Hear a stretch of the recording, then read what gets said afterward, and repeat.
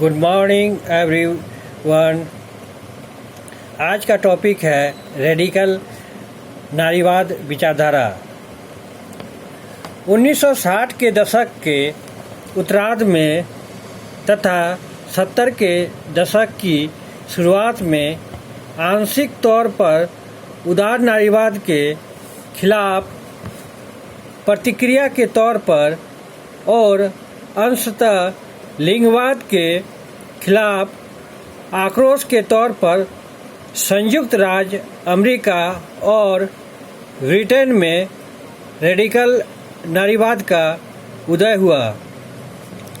ज़्यादातर प्रारंभिक रेडिकल नारीवादी नागरिक अधिकार तथा युद्ध विरोधी आंदोलन पर केंद्रित नव वामपंथी संगठनों में शामिल रहे, जहां उन्हें पारंपरिक संस्थाओं की तरह लैंगिक भेदभाव और औरतों को नीचा दिखाने की प्रवृत्ति का सामना करना पड़ा था।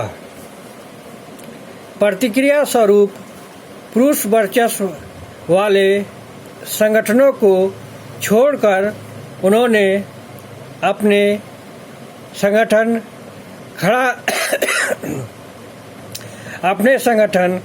खड़ा करने की ठानी। शुरुआती रेडिकल नारीवादी समूह कटु बोलने के माओवादी व्यवहार पर आधारित चेतना बढ़ाने के काम में लगे छोटे छोटे समूह थे। इनके ज़्यादातर सदस्य युवा थे, व्यवस्था से अलग थलग पड़े थे और बदलाव के लिए बेचैन थे। 1960 और 1970 के दशक के दौरान आधुनिक रेडिकल नारीवादी सिद्धांत के उदय में 3 पुस्तकों ने अहम भूमिका अदा की। पहली थी सिमोन द बुआर की किताब द सेकेंड सेक्स, जो 1949 ईस्वी में फ्रेंच में और 1953 में अंग्रेजी में प्रकाशित हुई। द सेकेंड सेक्स ने नारीवाद में नई जमीन तोड़ने का काम किया। बुआ का कहना था कि सेक्स को जेंडर से अलग समझना चाहिए और महिलाओं का उत्पीड़न जेंडर के कारण होता है। दूसरे शब्दों में कहा जा सकता है कि कोई महिला के तौर पर जन्म नहीं लेता, बल्कि उसे बनाया जाता है। 1970 के दशक में प्रकाशित कार्ल मिलेट की सेक्सुअल पॉलिटिक्स 20वीं सदी के फ्रेंच, अमेरिकन और अंग्रेजी साहित्य में व्याप्त यौन संबंधी विषय वस्तुओं का विद्वत्तापूर्ण अध्ययन प्रस्तुत करती है। मिलेट ने यौन क्रियाओं के पुरुषों द्वारा वर्णन में समाहित सत्ता संबंधों को बखूबी दिखा दिया। बुआ की इस बात से उसने इत्तेफाक जाहिर किया कि पितृ सत्ता का निर्माण पुरुषों ने किया और हमें इसी तरह पाला पोसा जाता है कि हम उसे स्वाभाविक मान लेते हैं। The dialectics of sex, the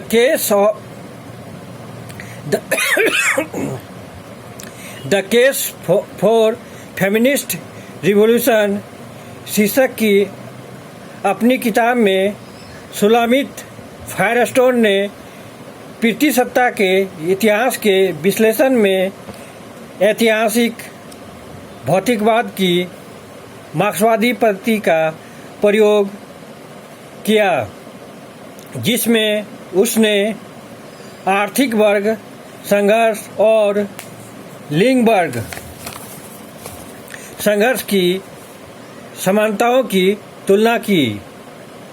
उसका तर्क था कि महिलाओं का जीव विज्ञान उनकी अधीनता की जड़ में है। गर्भधारण, बाल जन्म और बच्चों के लालन पालन की समस्याओं के कारण महिलाएं प्राकृतिक स्थिति में खुद को कमज़ोर महसूस करती रही है। उत्तरजीविता के लिए वे पुरुषों पर निर्भर रहने लगी। महिलाओं की इस निर्भरता का फायदा उठाते हुए पुरुषों ने अधीनता के सार्वभौम ढांचे का निर्माण किया, जो शताब्दियों से उसी तरह जारी है, भले ही इस निर्भरता की जड़ में निहित जीव वैज्ञानिक कारण बीत चुके हों। फायरस्टोन प्रजनन में स्त्री की भूमिका बिल्कुल समाप्त कर देने का प्रस्ताव रखती है। उनका कहना है कि इस लिंग वर्ग प्रणाली के उत्पीड़न का खात्मा एक टेक्नोलॉजिकल क्रांति के जरिए संभव हो सकता है। ग्लास की डिशों में गर्भधारण की जा सकेगी और ग्लास के गर्भाशयों में उन्हें गर्भावस्था पूरी होने तक रखा जा सकेगा। सभी रेडिकल नारीवादी इस बात पर सहमत हैं कि लिंग पर आधारित जेंडर के फर्क हमारे जीवन के लगभग हर पहलू की संरचना करते हैं और वे इतने सर्वव्यापी हैं कि आमतौर पर उन पर ध्यान नहीं जाता। सुलामित फायरस्टोन की किताब द डायलेक्टिक्स ऑफ सेक्स की शुरुआत ही इन वाक्यों से होती है। सेक्स वर्ग की श्रेणी इतनी गहराई तक पहुंची है कि वह लगभग अदृश्य सी जान पड़ती है। यह वक्तव्य रेडिकल नारीवाद की व्यापक अंतर्दृष्टि को अभिव्यक्ति देता है। रेडिकल नारीवाद का उद्देश्य है लिंगों के बीच व्याप्त तमाम विभेदों को उद्घाटित करना है, जो कानून, रोजगार जैसे क्षेत्रों तक ही नहीं बल्कि हमारे व्यक्तिगत संबंधों में भी व्याप्त है। रेडिकल नारीवाद इस बात को दिखाता है कि समकालीन समाज में जेंडर पर आधारित विभेद किस तरह समग्र जीवन की संरचना करते हैं। रेडिकल नारीवाद पितृसत्ता अर्थात पुरुषों द्वारा स्त्रियों के ऊपर प्रभुत्व की प्रणाली के प्रति अपने विरोध के मसले पर एकजुट है। जेंडर पर आधारित विभाजन प्रकृति द्वारा नहीं बल्कि प्रतिसत्तात्मक समाज द्वारा बनाया गया है और वही उसे जारी रखे हुए है। रेडिकल नारीवाद पुरुष संस्कृति के मूल्यों को चुनौती देता है। वह नहीं चाहता है कि महिलाएं पुरुषों का अनुसरण करें। इसके बजाय वह महिलाओं की पारंपरिक संस्कृति पर आधारित नए मूल्यों का सृजन चाहता है। नारी संस्कृति के उन सभी पहलुओं का वह निषेध करता है जो महिलाओं को पराधीन रखते हों, जैसे कि अकर्मण्यता, आत्मत्याग आदि। रेडिकल नारीवाद वर्तमान सामाजिक प्रणाली की समूची उत्पीड़नकारिता को रेखांकित करता है, जिसमें किसी औरत के मूल्यांकन का तरीका उसकी उर्वरता के अलावा पुरुषों के लिए उसका यौन आकर्षण नहीं होता है। इसी कारण वह यह दावा करते हैं कि पितृसत्ता के अंतर्गत शादी भी यौन गुलामी का ही एक तरीका है। इसके अलावा विवाह विषम यौनिकता को प्रस्तुत करता है, जो महिलाओं को एक दूसरे से बांट देता है। लिहाजा बलात् मातृत्व या यौन गुलामी की स्थिति से छुटकारा पाने की पहली शर्त यही है कि विवाह की प्रतिसत्तात्मक संस्था से मुक्त हुआ जाए। व्यक्तिगत ही राजनीति है यह रेडिकल नारीवादी आंदोलन का सबसे महत्वपूर्ण नारा रहा है। यह नारा घर के अंदर और घर के बाहर की संरचना में निहित जेंडर उत्पीड़न के अंतर्संबंध की पड़ताल करता है। यह इस बात को समझने में भी हमारी मदद करता है कि राज्य नियंत्रण के दायरे को बढ़ाने का उत्तरदायित्व नारीवादी प्रस्ताव किस तरह नारी समस्या का समाधान नहीं है।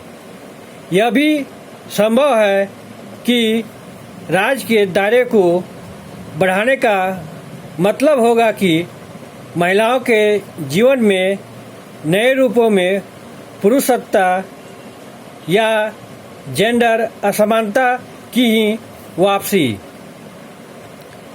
विवाह जैसी प्रतिसत्तात्मक संस्था को खारिज करने के बाद रेडिकल नारीवादियों ने औरतों में समलैंगिकता की हिमायत की।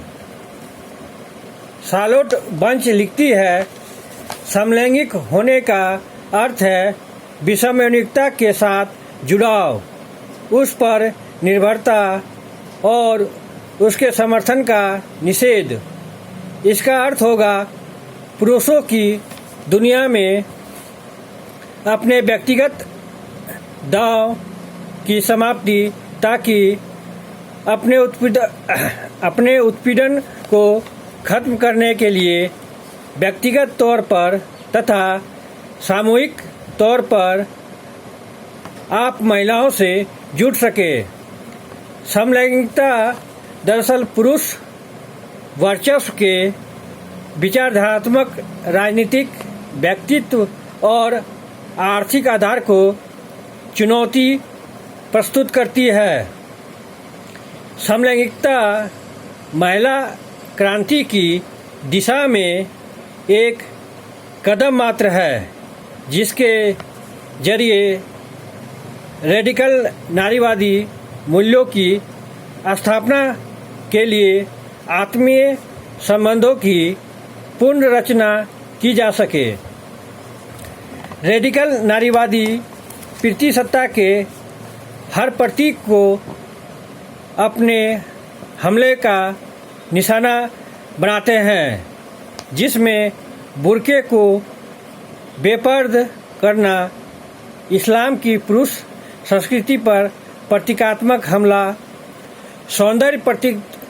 सौंदर्य प्रतियोगिताओं पर हमला, महिलाओं के यौन वस्तुकरण की प्रतीक, पोर्नोग्राफी, महिलाओं के खिलाफ हिंसा का प्रतीक, अमेरिका का पेंटागन पुरुष सैन्यवाद और साम्राज्यवाद का प्रतीक और नाभिकीय बिजलीघर पुरुष लोभ और पर्यावरण के साथ बलात्कार का प्रतीक आदि उपक्रमों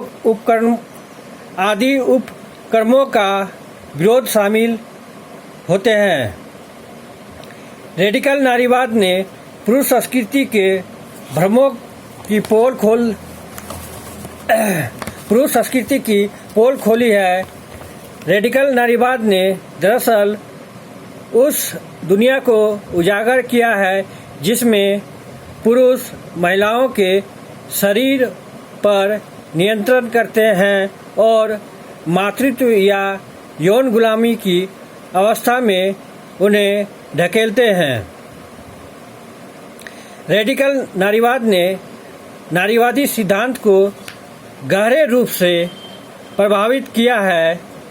उसकी ताकत इस बात में निहित है कि वह इस बात को खुल्लम-खुल्ला रखते हैं कि पितृसत्ता का फायदा पुरुषों को ही मिलता है। वह इस बात को भी अंतर्दृष्टि प्रदान करता है कि महिलाओं के जीवन के सभी पहलू राजनीतिक होते हैं।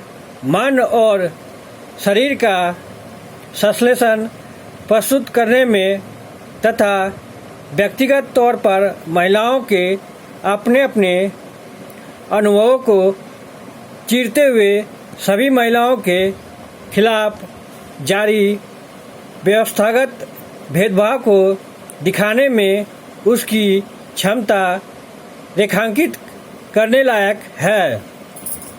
यथार्थ के विश्लेषण के पारंपरिक तरीकों के प्रति रेडिकल नारीवाद एक बुनियादी चुनौती प्रस्तुत करता है। वह दावा करता है कि जिसे आमतौर पर सहमति कहा जाता है उसे बल प्रयोग कहा जाना चाहिए और आज़ाद कराने वाली महिलाएं अंततः गुलाम होती है। उसने इस बात को बेपर्द किया है कि जेंडर पुरुष वर्चस्व की योजनाबद्ध प्रणाली है। रेडिकल नारीवाद का सैद्धांतिक कार्यभार है कि वह इस प्रणाली को समझाना और उसका राजनीतिक कार्यभार है उसे समाप्त करना। इन्हीं शब्दों के साथ मैं अपने टॉपिक को यहीं समाप्त करता हूँ। अगर आपके मन में इस टॉपिक से संबंधित कोई भी प्रश्न है तो आप कमेंट बॉक्स में जाकर पूछ सकते हैं। Thank you.